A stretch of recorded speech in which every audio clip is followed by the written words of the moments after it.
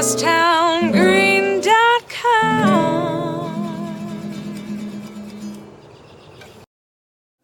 go ahead. So tell us about meeting Rosa Parks. Well, in 1971, when I was appointed to the Newark Board of Education, I was also cited by the Southern Christian Leadership Conference and was nominated to receive their Youth Leadership Award for that year. And so they brought me down to New Orleans, Louisiana, where the national conference, the SCLC, was being held, where I received the award. I actually received that award from the hands of Coretta Scott King. And while I was in New Orleans, I was able to meet Dr. King's wife, of course, Coretta Scott King, Ralph Abernathy, Dr. King's lieutenant in the Civil Rights Movement, Sister Rosa Parks, as we say today, but I said Mrs. Rosa Parks then. And also Andrew Young and Jesse Jackson were there. So I met them, and I've met them at various points, again, over the years. But after meeting Rosa Parks, I was moved to return to Newark, and as a board member, I put forward a motion to rename Waverly Avenue School Rosa Parks Elementary School, which we did I believe that was in 1972. But Rosa Parks was just like they said she was. She's a very quiet lady, you know. She literally was in the room and I didn't know she was there. And someone took me over to introduce me to her. And to be absolutely truthful, at the age of 17, and this was in 1971, at that time, although I knew about Rosa Parks, I did not realize what a giant of a historic figure she was. And it's only in more recent years have I really learned the truth about Rosa Parks, because there's a very popular myth about Rosa Parks that she was just a lady that was tired from working and just refused to give up her seat because she was tired. The truth about Rosa Parks is that she had been an activist for many years. In fact, when she was arrested on December 1st, 1955, that started the Montgomery bus boycott. But Rosa Parks had been arrested for refusing to give up her seat before that, 10 years earlier. In fact, the same bus driver that had Rosa Parks arrested in 1955 had thrown her off the bus 10 years earlier.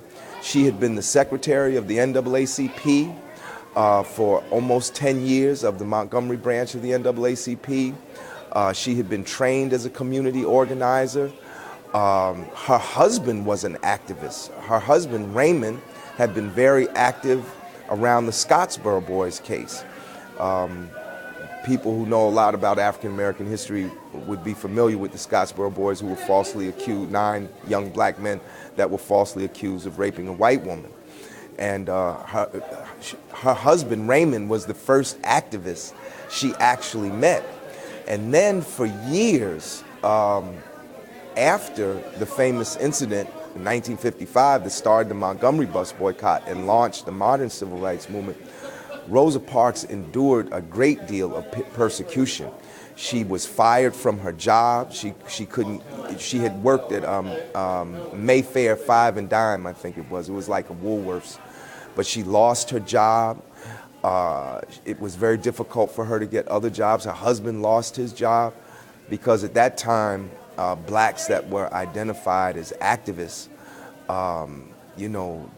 they were red-baited. They were accused of being communists, and then they had to endure, all kinds of economic sanctions. And I mean, it's a miracle that Rosa Parks was not killed for doing what she did. That's how dangerous it was in the South at that time. Yeah, you talked about meeting Dr. King's inner circle. Yes. So often when we meet our heroes, they're not what we expect them to be. Right. How did you find them to be? Well, at the time, I found them to be quite human. At the time, and remember, I was 17.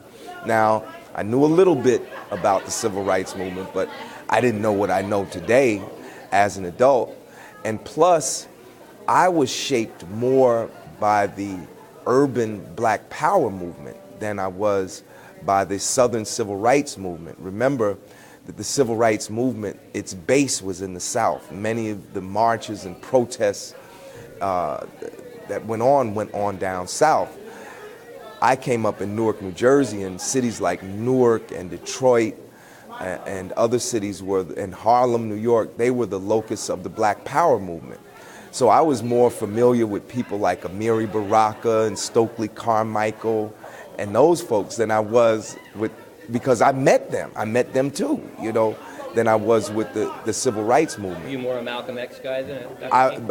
At that time, I was more of a, I say it, yes, I was more familiar with Malcolm X and, you know, was, had my consciousness raised by the speeches of Malcolm X that I heard. But in later years, particularly and ironically, at Princeton, it was at Princeton, not in my political science classes, but in study groups that students would form independently.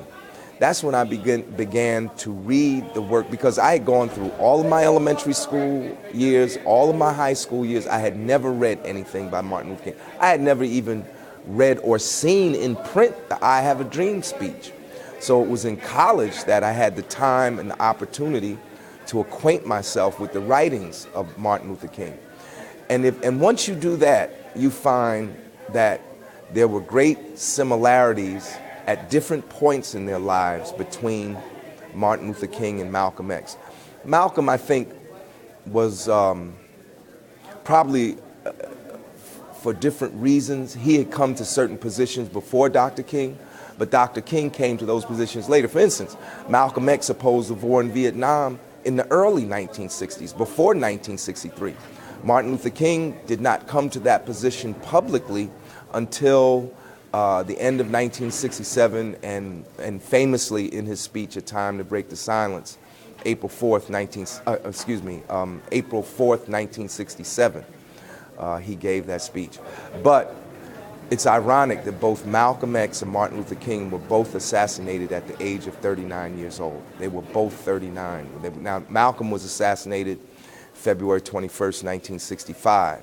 Dr. King was assassinated 3 years later, April 4th, 1968. And isn't it ironic, he was assassinated a year to the day after he made that speech on Vietnam. And just like Rosa Parks, he was vilified. Dr. King, you know, had been celebrated all around the world as long, you know, when he was dealing with civil rights. But as soon as he decided to speak out against the war in Vietnam, you go back and you read the New York Times, the editorials, Time Magazine, Newsweek. I've seen them, you know, I saw them on microfiche, you know, when I was at Princeton. And you see Dr. King almost became like public enemy #1.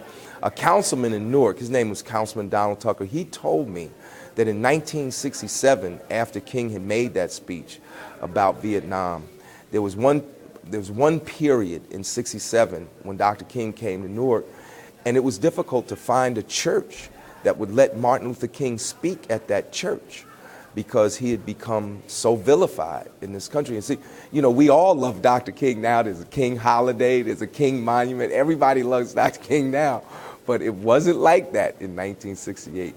And you know, as a white kid growing up then, I remember him being a scary figure, because all I knew is wherever he was, there was controversy, turmoil. That's right. He was stirring the pot. That's right, that's right. And, but, you know, now we understand that he was right.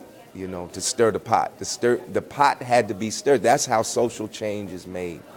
And you know, it's just a shame that he had to lose his life in the process. But, you know, that's the metaphor, right? I mean, I'm not a real religious person, but when we look at Jesus,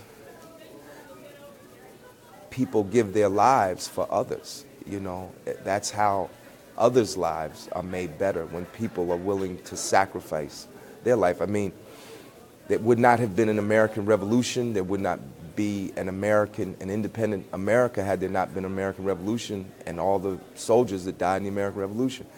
Slavery, you know, people for years, from the beginning, people knew that slavery was wrong. People prayed for an end to slavery. They agitated for an end to slavery. They gave speeches for an end to slavery, but it finally took a civil war.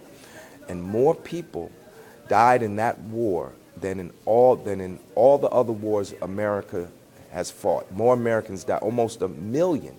Like, I think the official count now is 800,000 Americans died during the Civil War. That's what it took to bring an end to slavery. Now, you mentioned a moment ago that his inner circle struck you as being more human than you had thought. Yes, yes. These aren't figures carved in stone on the side of a mountain. No, they're human beings. They're people. And when I met, when I first met them in 1971, like if I had met them now, I'd be so deferential. I'd be like so deferential, But when I first met them, my mother taught me to respect my elders, and so I was not disrespectful, but I did not understand, I did not fully understand nor grasp everything that they had been through. You look at a person, all you know is what you see perceptually. You don't know everything that person has been through. And now my respect for Mrs. King is as great as it is for her husband, Dr. King, because she was fighting too. They were all fighting. So I have a greater appreciation but can you share a story about that shows their humanness, about Coretta, Scott King, or about Abernathy or Jackson? Well, when you first of all, when you meet these people, the first thing you expect is that they're going to be giants. You expect that they're going to be physically just bigger than everybody else. And,